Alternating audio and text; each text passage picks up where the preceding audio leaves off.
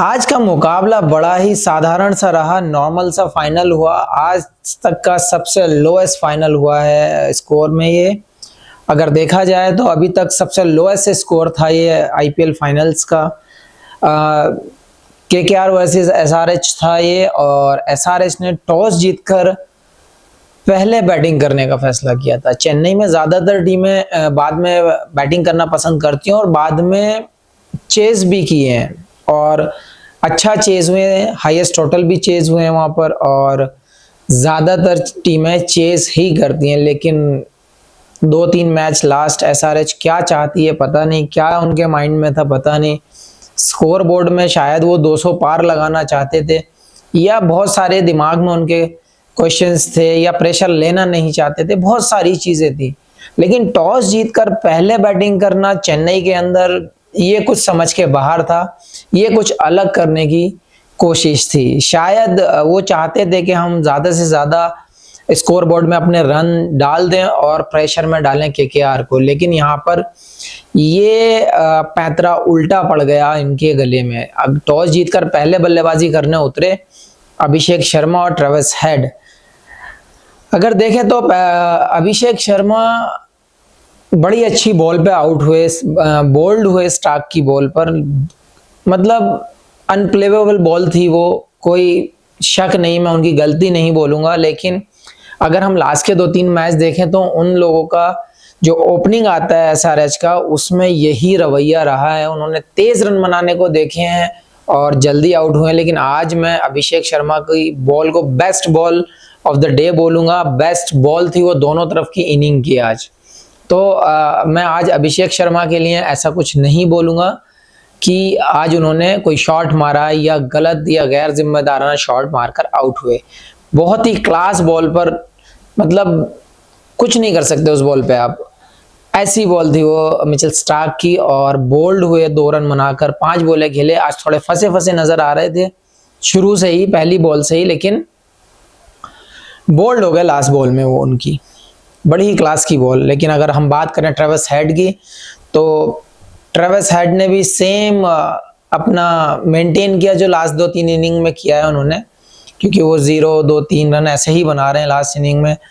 शुरू में इन दोनों की ओपनिंग सबसे खतरनाक ओपनिंग थी, लेकिन लास्ट में आके सबसे खराब ओपनिंग हो गई है इनकी 2-3 मैच अगर हम देखते हैं तो, क्योंकि ओपनिंग पार्टनरशिप इन लोगों की लगी नहीं है वहां पर। और आज तो बहुत ही स्पेशल मैच था। 2024 आईपीएल का फाइनल था।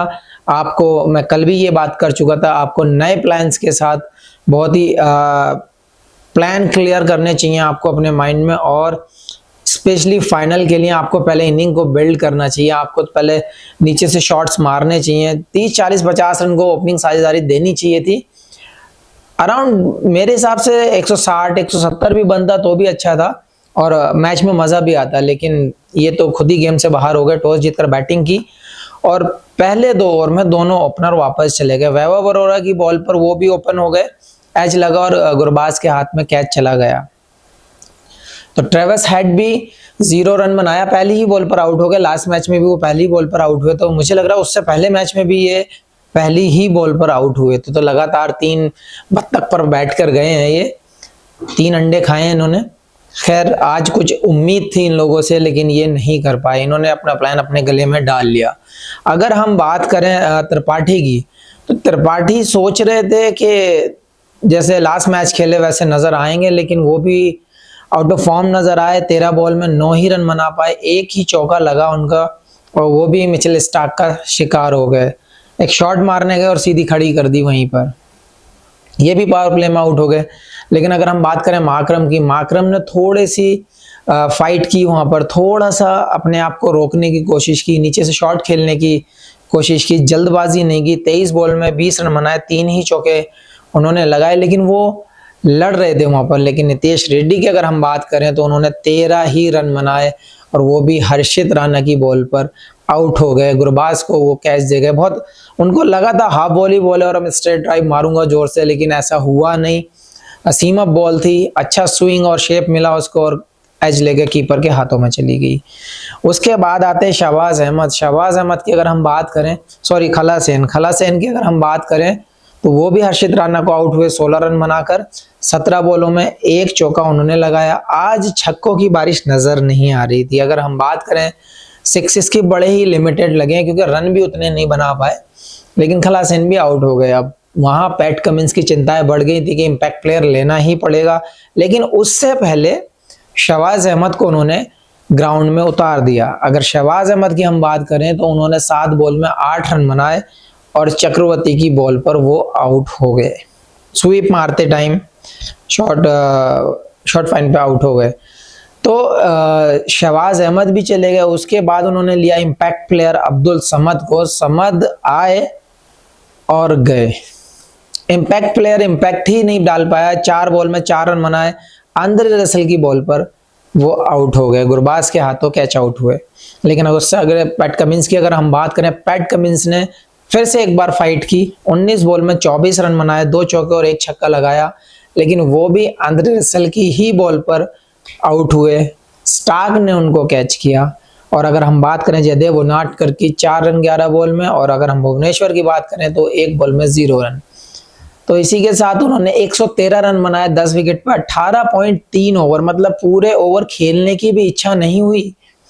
शायद अगर वो 9-10 बॉल खेलते और 10-15 रन जुड़ सकते थे, लेकिन वो अप्रोच ही नजर नहीं आया आज, जो एक फाइनल मैच में या एक टॉप की 2 टीम्स अगर फाइनल खेल रही हो तो वो फाइट नजर आज नहीं आई हैदराबाद की तरफ से स्टार्टिंग से ही, क्योंकि स्टार्टिंग ही उन्होंने अपने गले में डाल लिया टॉस जीतकर पहला बैटिंग करने का फैसला करके। वहां से उनका जो स्टार्ट हुआ है, फिर किसी भी बैट्समैन ने कोई रन नहीं बनाए वहां से। अगर हम बात करें हाई स्कोर की, इनकी पूरी टीम के अगर हम पूरा हाई स्कोर अगर देखते हैं तो दो ही बड़े रन दिख रहे हैं। थोड़े से बोल रहा हूं मैं वो इसीलिए क्योंकि 24 बनाए पैट कमिंस ने और 20 बनाए माकरम ने। ये सबसे बड़े 2 स्कोर थे इनके।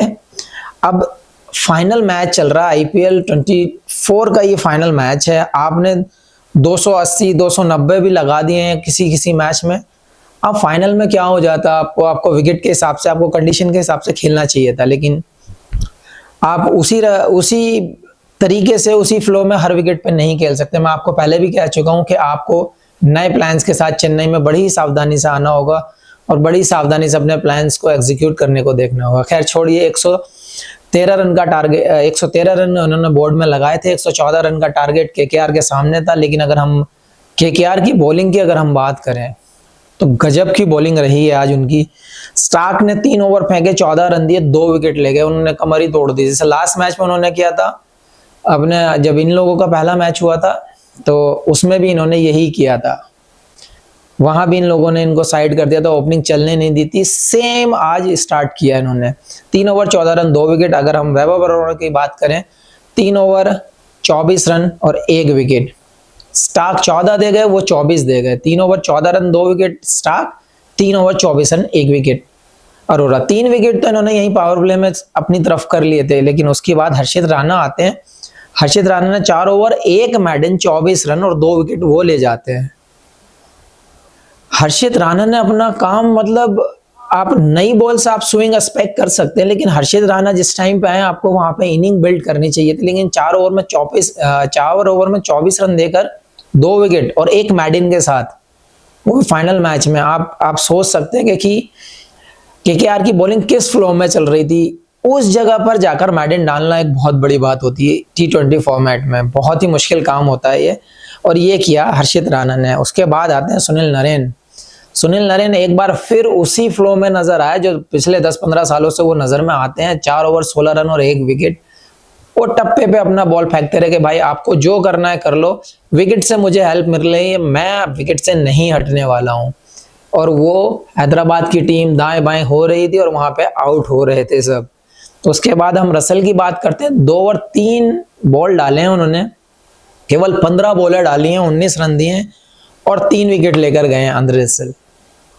बैटिंग में तो उनका नंबर नहीं आया, पता था 113 ही रन है टोटल, लेकिन यहाँ पे उन्होंने अपना काम कर लिया था। बोले मुझे आने की जरूरत नहीं है। 2 ओवर 3 बॉल में 19 रन देकर 3 विकेट वो लेकर चले गए। अगर चक्रवर्ती की हम बात करते हैं, 2 ओवर में 9 रन और 1 विकेट उन्होंने लिया है।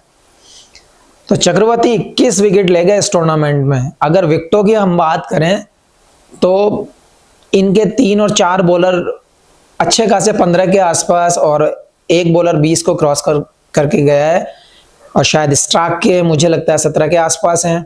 वैभव अरोरा और सुनील नरेन, चक्रवर्ती, ये सब 10 के ऊपर हैं। तो अगर आपकी टीम ऐसे एज ए बॉलिंग परफॉर्म कर रही है तो एक आउटस्टैंडिंग परफॉर्मेंस कहा जाएगा। वो पूरे सीजन जो केकेआर ने किया है वो डिजर्व भी करते थे ये ट्रॉफी।